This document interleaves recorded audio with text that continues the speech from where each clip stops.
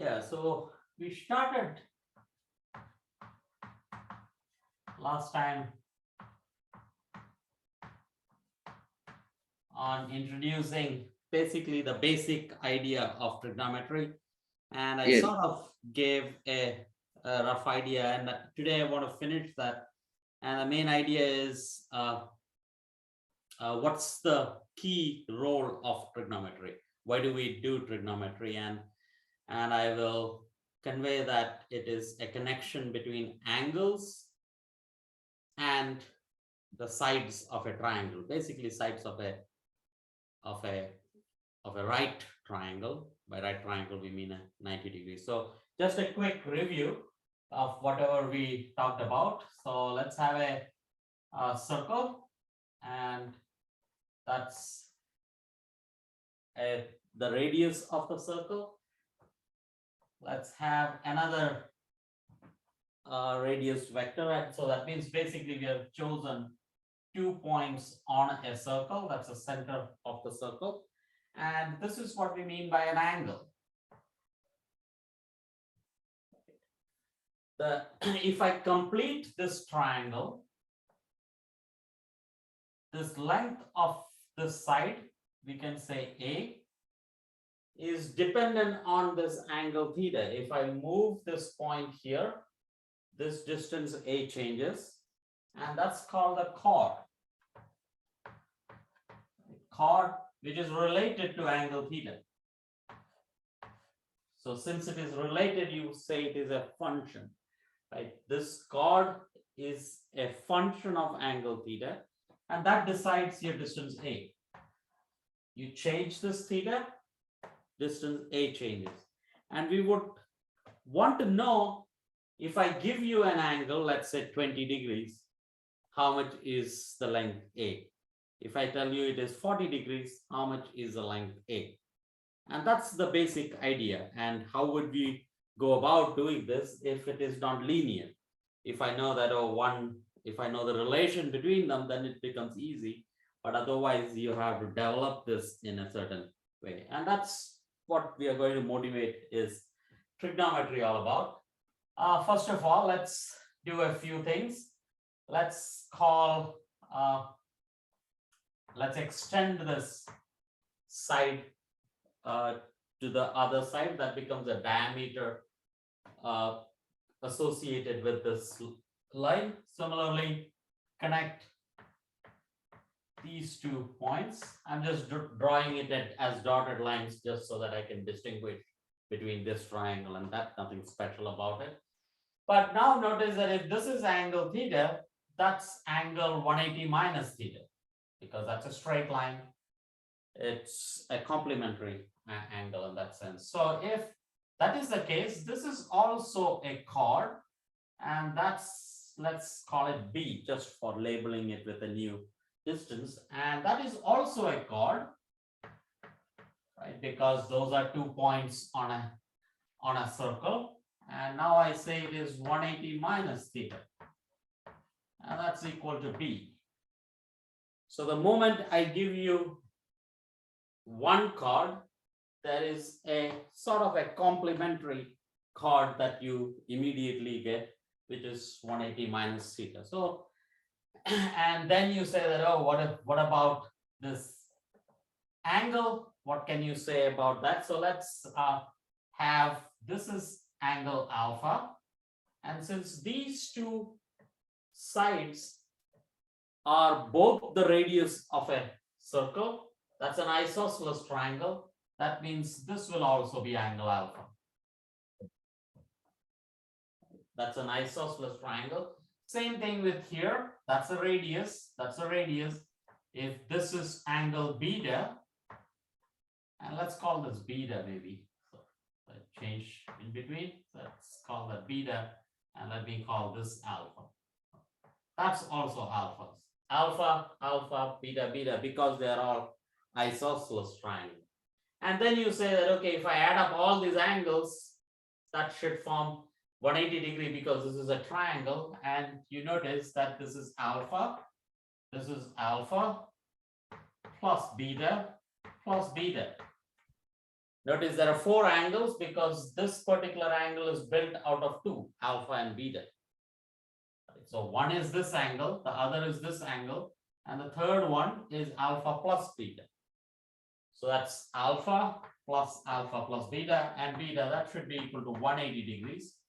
And you immediately get that's 2 times alpha plus 2 times beta is equal to 180 degrees.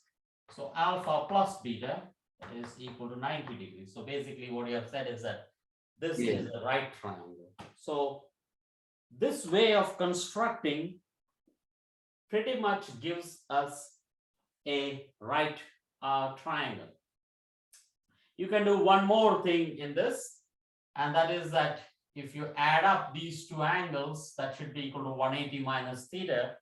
That tells us that the angle alpha is nothing but theta over 2, because alpha plus alpha is the outer angle, that's angle theta, so alpha must be equal to theta over 2.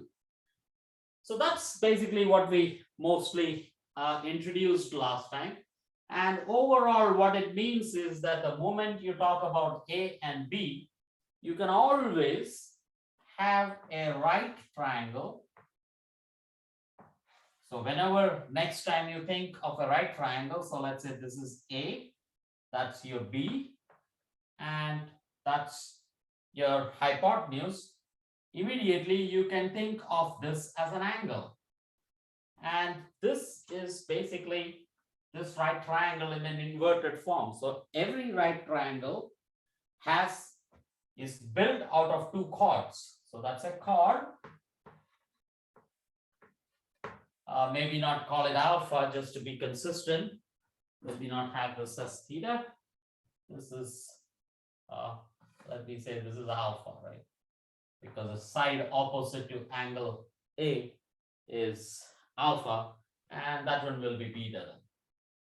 So every time I have a right triangle, this is a chord, that's a chord. In principle, I can put this inside a circle and talk about these things.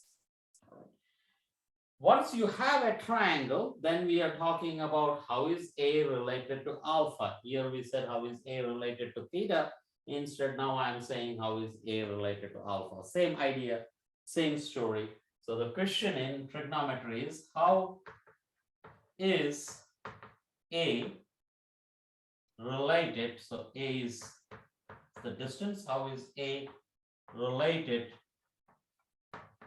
to theta? That means, can I have a chart that if I tell you the angle, can you tell me the distance A? That's primarily what it is. But we need to have an algorithm for this. How do we prepare this chart if you want a connection between these 2 quantities? So for that purpose, let's begin with some simple angles. So let's say first we can have is an extreme situation of this being very tiny, right? That's also a triangle, but this is almost 0, right? That's 0 degrees.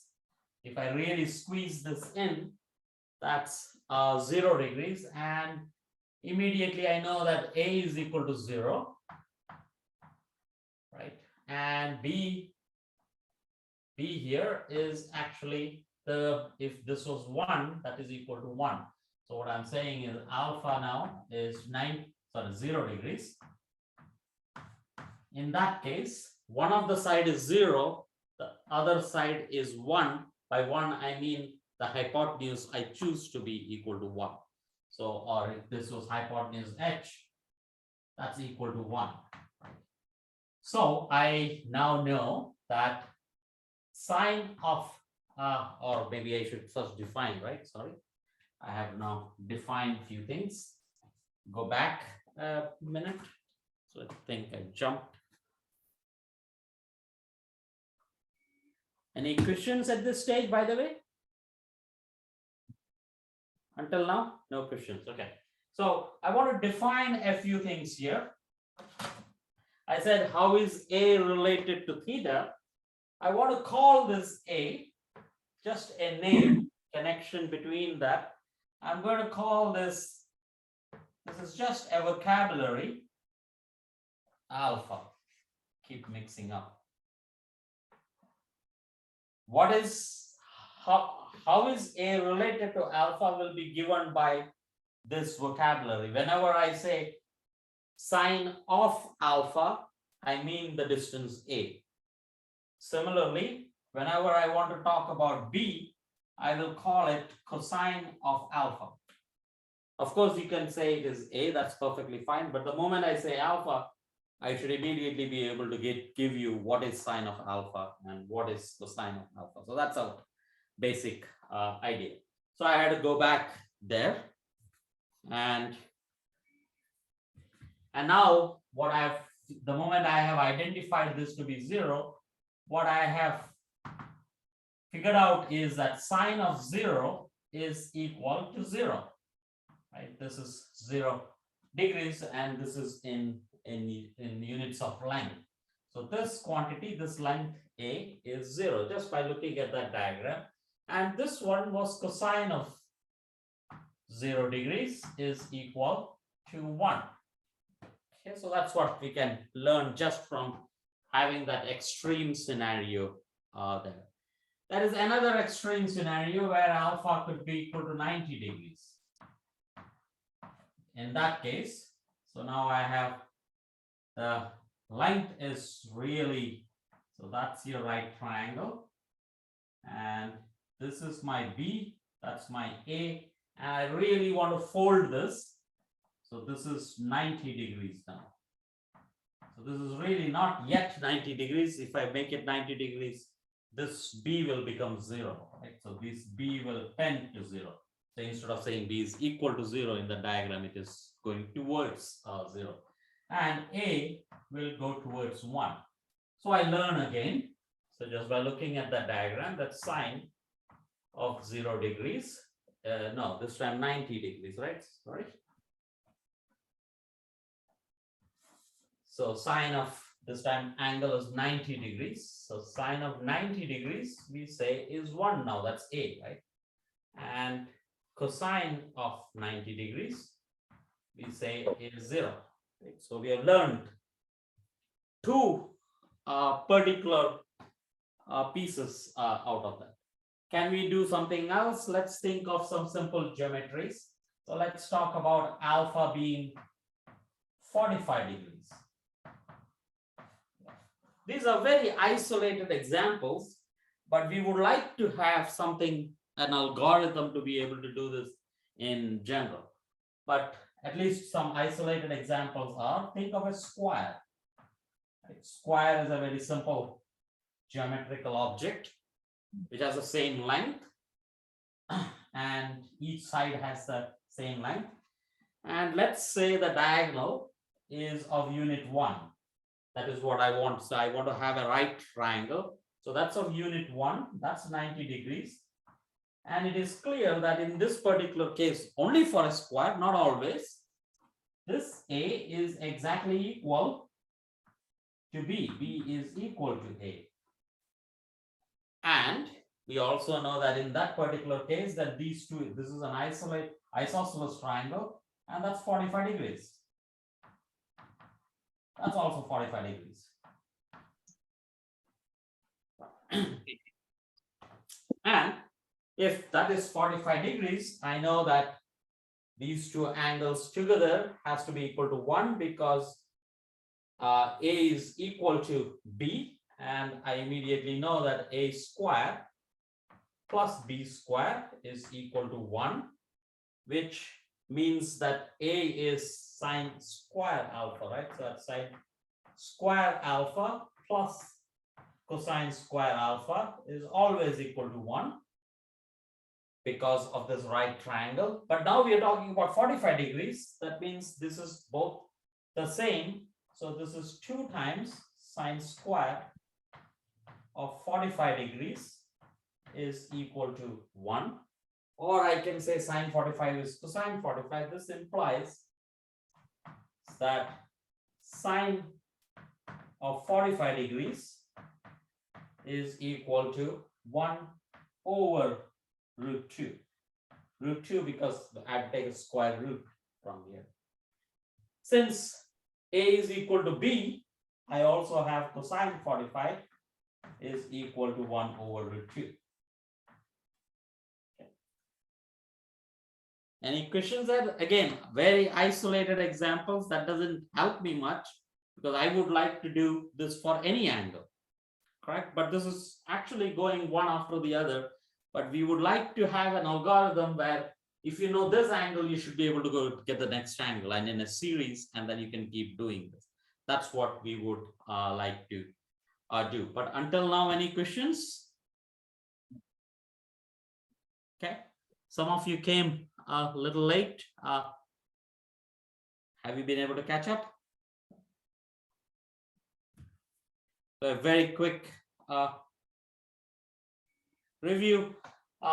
You're doing, take a circle, 2 points in there. That's the chord of associated with this angle theta, or for that angle, this alpha, which is basically theta over 2. We have been working with the angle alpha. So broadly, if we have this particular circle and the chords associated with that, we can always think of a right triangle associated with that. And this side is called sine of alpha. That's just a label you give to that. If you say this is of length 1. So that's length 1, and this is called sine alpha, and this is called cosine of alpha. And we are trying to figure out few of the angles and distances associated with those angles.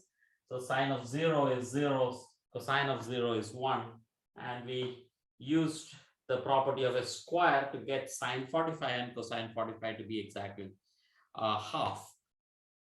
But now we want to get clever, and we want to get an algorithm where if you know one angle, you should be able to get the other. So now we know 45 degrees. Can we do, just because we know 45 degrees, can we find out another angle? And the idea we would like to use is, if I know angle, let's say 50, I should be able to calculate for 25. I know 45 now. I should be able to get half of 45. So that's the strategy we will use. So we will use the following diagram for that. So let's say that's a right triangle. Okay. And the strategy is going to be given, let's say sine alpha and cosine alpha. For example, on the other side, we have figured out what is 90 degrees, 0, and 45 degrees. For those values, we know sine and cosine now. But using that, we would like to do some other angles. So our goal is to find, given sine alpha, can I find sine alpha over 2 and cosine alpha over 2? Okay. Because if I can do that, then once I find this, I will again half this. So the same algorithm I can keep repeating. Like if I know 10, I can find 5. If I know 5, I can find 2.5. If I know 2.5, I can find 1.25, and I can keep doing half and half. So that's the strategy we want to build. And since we want to find this, and just to have some labels, short labels. So this is our x, sine of alpha over 2, and let's call this y is or the opposite, right? I want to say, let's call this cosine and the other sine. So this is cosine of alpha over 2, and this is sine of alpha over 2. Remember, sine square alpha plus cosine square of any angle is 1. So we immediately have x square plus y square to be equal to 1. So if we can find one of them, we can immediately find the other using 1 minus y squared of that. Again, the strategy, the question we are asking is, given this, find this. So let me say this is alpha over 2 for that purpose. Like that's what I would like to find. And then let's have I want to make another alpha over 2 here, but I want to start with 90 degrees here. Keep going. And somewhere here. So that's also alpha over 2. If that's alpha over 2, this is alpha over 2, this is 2 alpha, right? That's clear that this will be angle 2 alpha. And immediately remember that whenever the hypotenuse is 1, the opposite side is my sine and cosine. So let's say this is 1. If that is 1, then this side is my sine alpha and this one is cosine alpha, right? That's cosine alpha. And instead of saying this is sine alpha, let me show it, since it's a rectangle, let me show it here. Right, this side is the same as this, so that's sine alpha. Okay. Is that clear? Any questions? So this is alpha. Whenever I have a right triangle, I'm building multiple right triangles so that I can use some tricks there. Whenever this is 1 and this is an angle theta, opposite to that angle is sine theta, adjacent is cosine theta. That's a strategy. That's a definition if you want. This is 1 in this particular triangle that I have. This is my base, cosine alpha. This is the side that is opposite to that angle, the total angle, and that's sine alpha, which I write it here. Any questions there? Okay, that's important. This is also the side for this particular triangle, which I say is 90 degrees. Like it has been drawn in such a way that this is 90 degrees, this is also 90 degrees, and that's also 90 degrees. This is, you have side 1. So this one is opposite to that. So this will be sine alpha over 2, which we said is we are going to use x, right? So that's x basically. Like that's what I want to find, right? I would like to find that length x and this length y. So that's sine alpha over 2. And if this is my base of that triangle, that's y basically. So that's cosine alpha over 2, which is basically y. Right? So maybe say that's y. Same, this time I used this triangle. So there are too many triangles there. So try to make that clear. So maybe I can draw.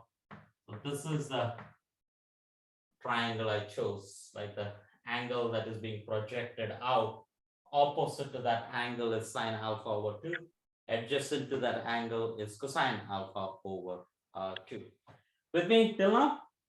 So it's just labeling at this point. Let me also do one more thing. Say this is alpha over 2 and that's alpha over 2. That's total is alpha. That means that this is 90 minus alpha. This is 90 degrees. That's alpha. That should be 90 minus alpha. Similarly, this will be 90 minus alpha minus beta. So what can I say about this angle? So I have to subtract 90. Oh, I said it wrong. So the total, right? So that this is this one is alpha over 2. Help me. So this is angle alpha. That's 90 minus alpha. This is alpha over 2. So that's 90 minus alpha over 2. So this is 90 minus alpha and 90 minus alpha over 2.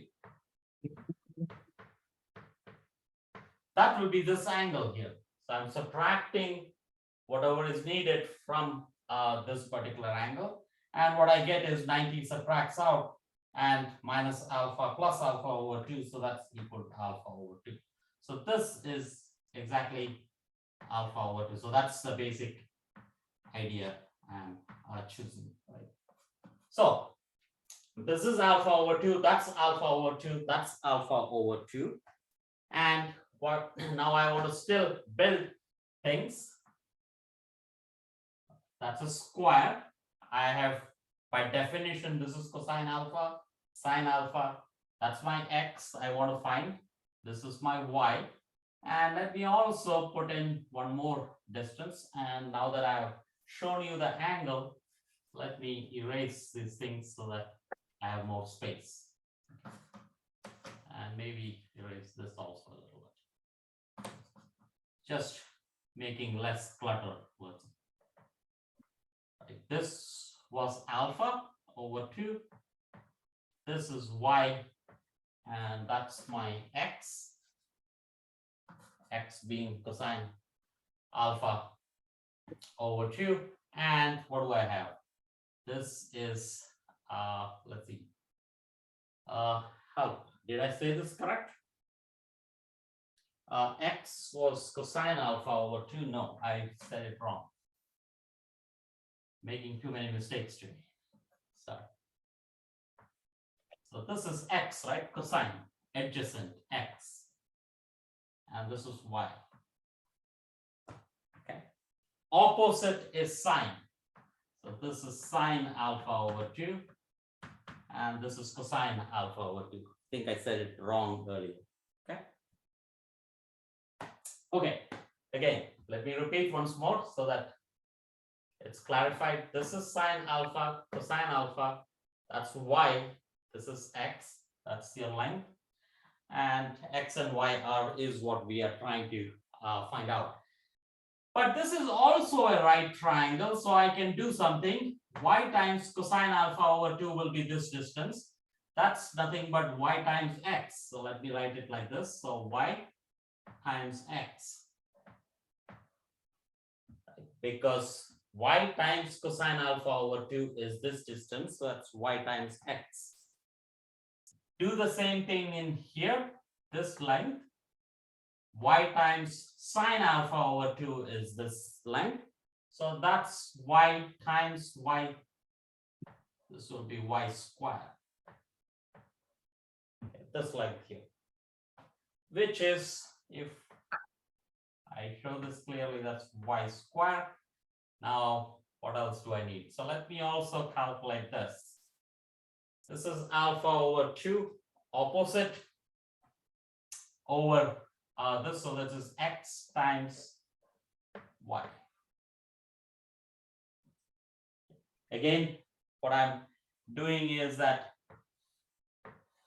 if I have an angle theta, then I simply say it is sine theta and cosine theta if the length is 1. By any chance, if this had height h, then I say this is height h times sine theta, and this is h times cosine theta. If sine theta is x, I would say it is h times x. So the hypotenuse times the sine of the angle gives you the opposite. So that's what I have used here. That's y, that's the hypotenuse, times sine of alpha over 2 is this opposite. That's already y. Sine will be y, so that's y squared. Do the same thing with x, you get this one. Y times x is y times cosine alpha over 2. Do that for this triangle here, x times sine alpha over 2, so that's x times y. And x times x is x squared. So this whole thing is also x squared.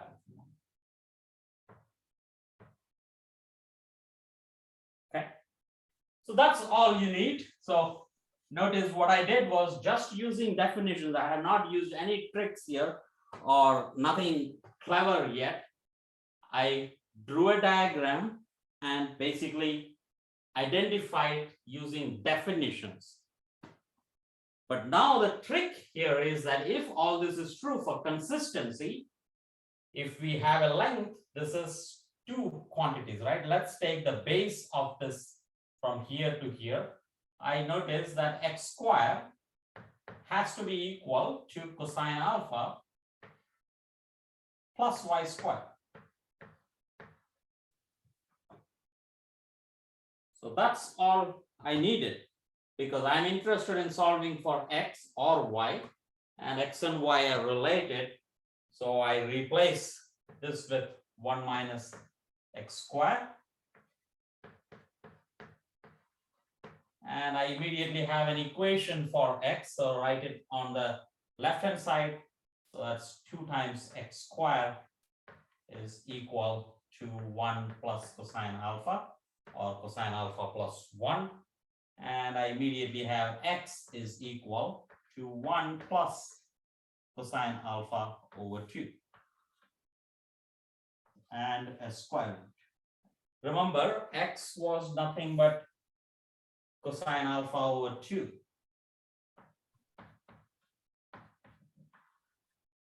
So this is for reminder that x was cosine alpha over 2, and we have solved for that in terms of cosine alpha. Remember again, what was the goal? Give me alpha, cosine and sine alpha. I should be able to give you half of the angle.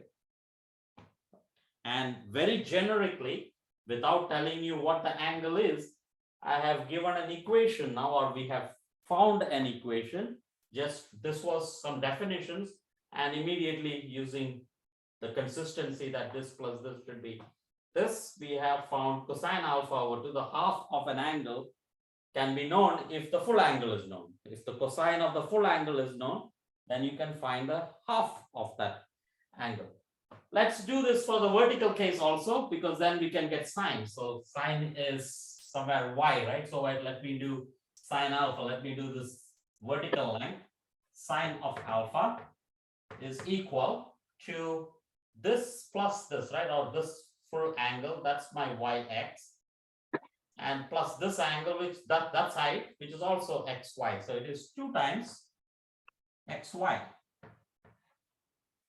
But I've already found x, so I can put that in here. So solve for y, which is sine alpha over 2 times x, which is this quantity here, which is 1 plus cosine alpha over 2. That seems that this can be simplified a little. Just use some tricks here. I put the sine square inside the square root. That becomes a sine square, and that's 1 minus cosine square alpha. Using any angles, for any angle, sine square and cosine square is 1. And this is 1 plus cosine alpha. And that is inside the square root, there is a 2. I can bring that 2 inside, that becomes a 4. That cancels out, and everything is inside the bracket. But remember, 1 minus x squared is 1 minus x times 1 plus x. One of them cancels out, and I immediately have y, which was equal to sine alpha over 2 is equal to 1 minus cosine alpha over 2. If you have done any trigonometry, you will use this as an identity. This is a very fundamental identity in trigonometry. Everything else can be derived using this in a sense. But let's do some examples. I have told you, so that again, Koto's strategy was that, or the trick was that I've given an angle, sine and cosine of an angle, we should be able to find the half of the angle. And we can keep repeating it and get as many angles as we want. And that allows us to at least do it for a few angles. So let me elaborate this for a couple of angles. So let's do an example. We already did this for a square.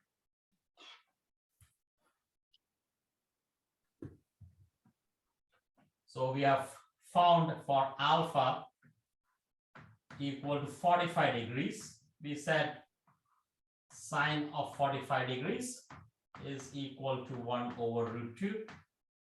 And cosine of 45 degrees is equal to 1 over root 2. And that's already known, but now we can say that sine of 22.5, which is exactly half of that, would be equal to, using our equation, it will be 1 minus cosine of 45 over 2. Okay. And this comes out to be equal to 1 minus 1 over root 2. Let me write root 2 as root 2 over 2, just for seeing the next step ahead. So root 2 over 2 divided by 2. Make the denominator the same, and this is nothing but 2 minus square root of 2. And then again root 2.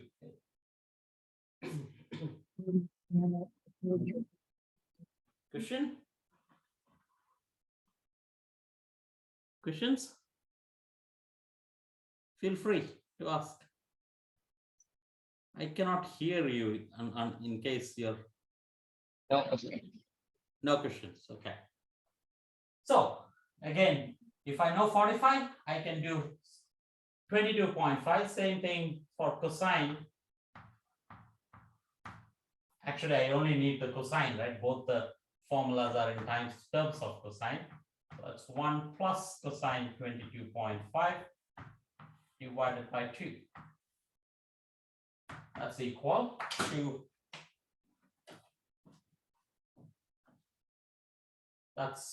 to, this is the same thing, but now we're coming with a plus sign. So that comes out to be 2 plus root 2 over 2. Okay.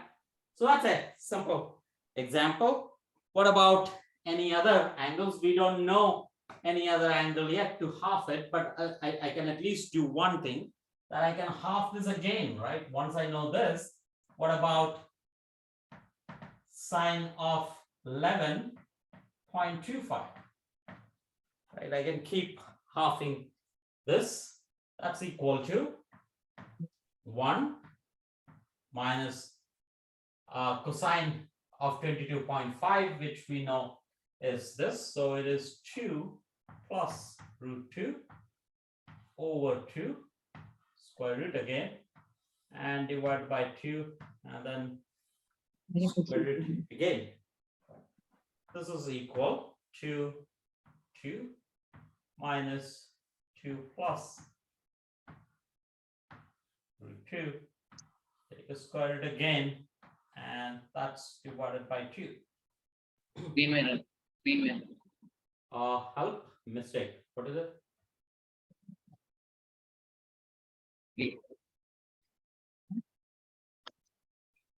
2 plus root 2 over 2. 2 times this. Help me. What did I do wrong?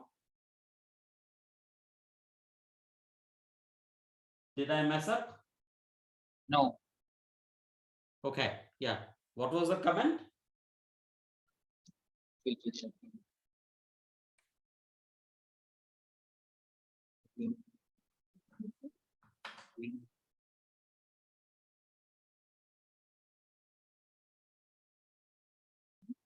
Was there a comment? No. Sir, can we double it? Can we double it? Means? Can we double the angle? Oh, yeah. So if I know this, can you get the other one? Is that what you're saying? Instead of going down, can we? Yeah, let's do that. I just have to invert this, right? Yeah, we should be able to do that. So let me do that. So let's first let me get cosine also, so that completes this, right? So that's equal to, so this will be 1 plus 2 plus root 2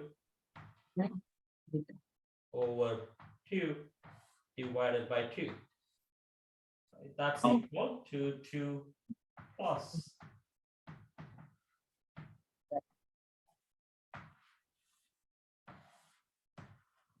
Okay, that's good. But now the question is, okay, you can keep going down.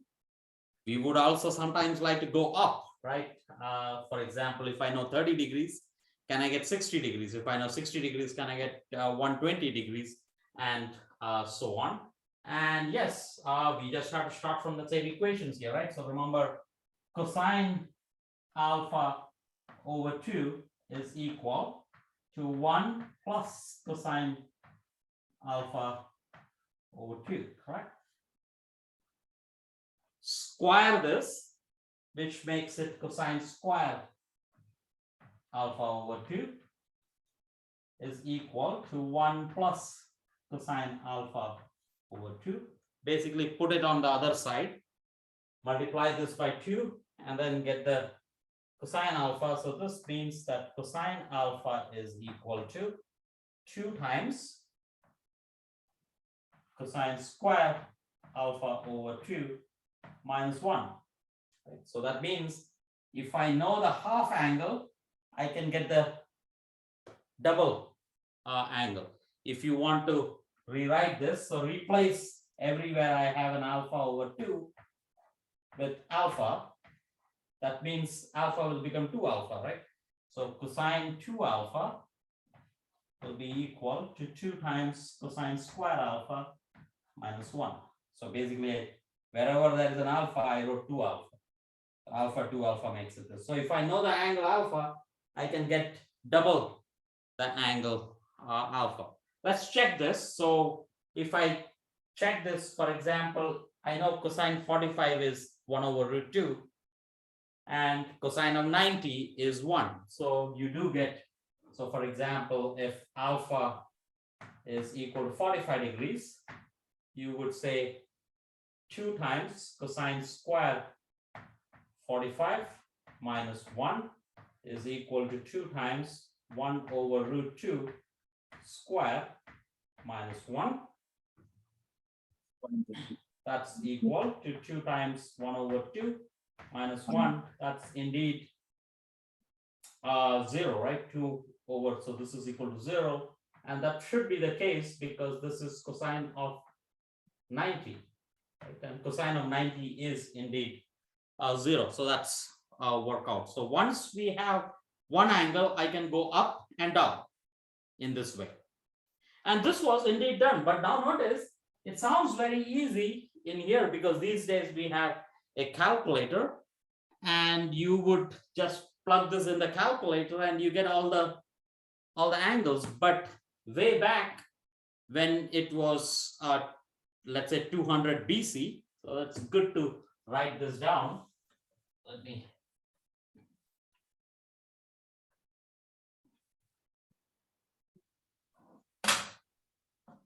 Like in older days, it was a lot of work to do the square roots. Like division is reasonably hard, but square root takes a little more effort. And when you want to do something for 5 digits, it's a good bit of work when you don't have a calculator with you. So the first such chart between, so for example, angle theta, right, and sine of theta. So you would like to do, how much is 0? So sine of if it is 0 degrees, what is sine of 0 equal to? So we know that that is equal to 1. If it is, let's say 10 degrees, sine of 10 degrees, how much is that equal to? Like you would like to make a chart like this.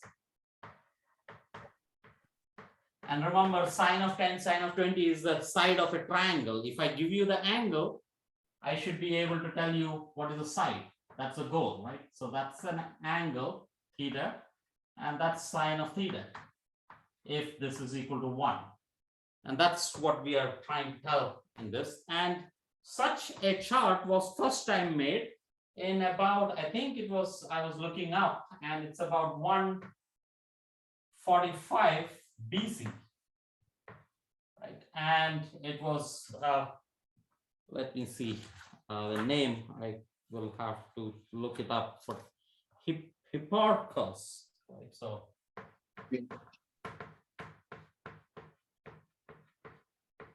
he was the first one to make such a chart, But the point was, so he could only do this for 0, 7.5, 15, 22.5, 30, and so on. So you could only jump from 0, 7.5. So that was a state of art. So until about 200 AD, people had only sine of 0, sine of 7.5, sine of 15, and so on. You didn't, if you wanted to calculate the sine of 5 degrees, you couldn't. But then at that time, they didn't have such engineering skills that it was not necessary for them to be precise enough. So remember, when you're doing engineering and measuring, wanting to measure lengths of a triangle, then these things become very handy.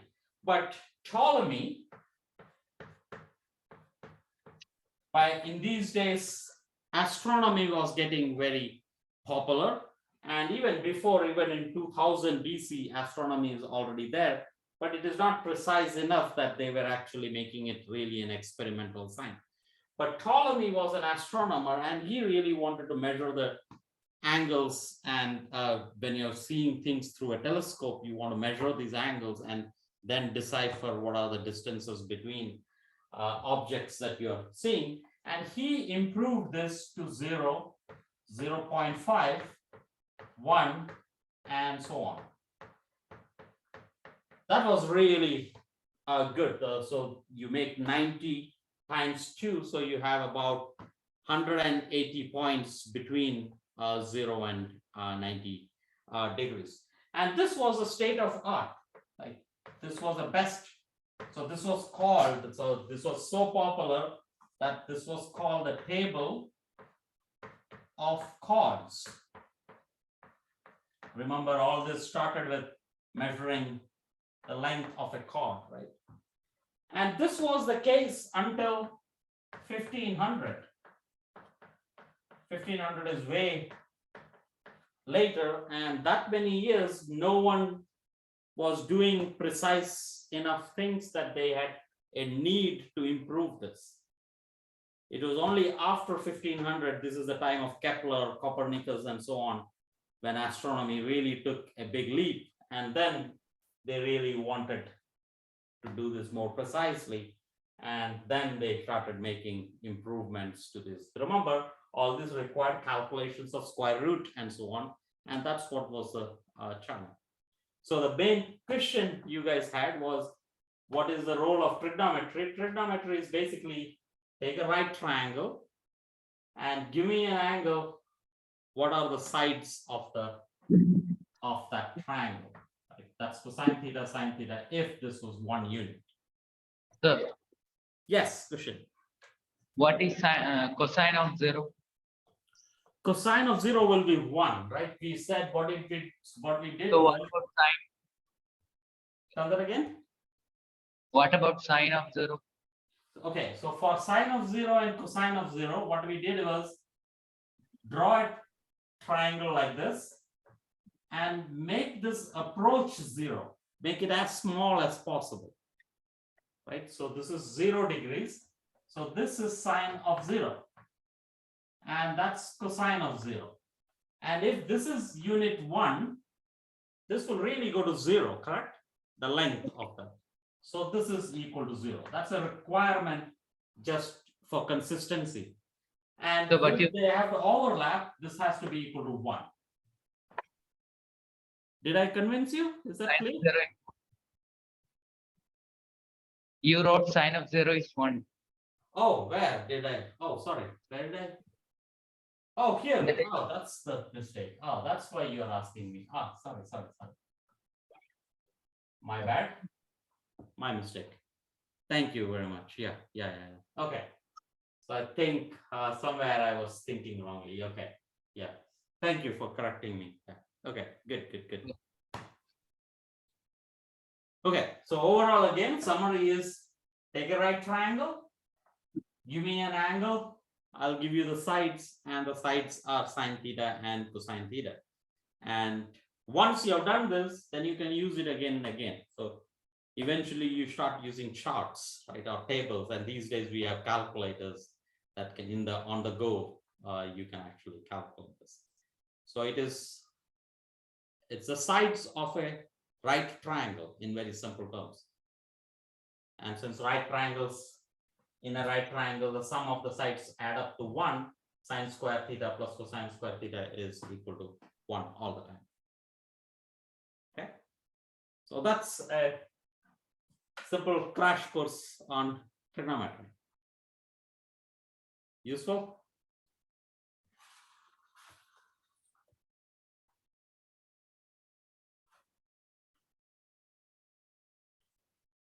Questions, comments?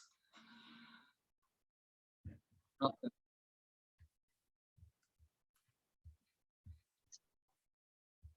Let me change the camera.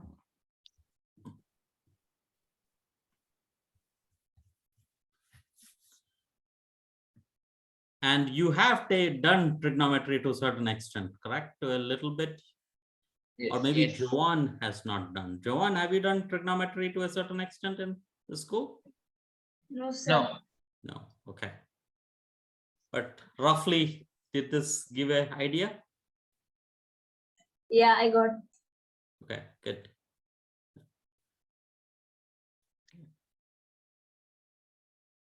Okay, so let me stop the recording at least here.